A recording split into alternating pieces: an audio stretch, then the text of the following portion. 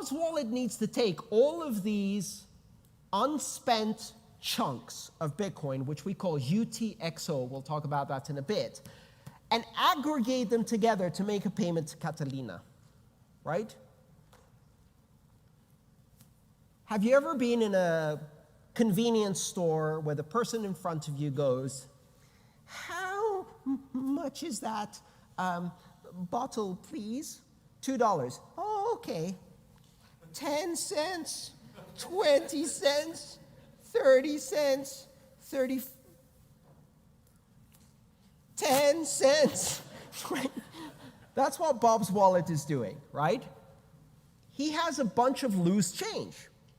Now, this loose change could be millions of dollars per payment, but each payment is unique and indivisible. Each output can only be spent in its entirety.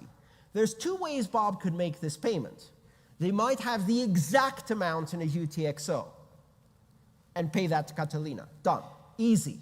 Unlikely to happen, doesn't consider fees, all kinds of complication. Most likely, Bob has a slightly larger amount, pays that, gets change, pays the fees. So 2 outputs, 1 input. But in many cases, Bob's wallet actually doesn't have a big enough UTXO. So what it has to do is aggregate several inputs, pay the amount that Catalina needs, pay change back to himself, and guess what? Fees. Fees are in there too. Do the math, you can figure out how much Bob paid in fees.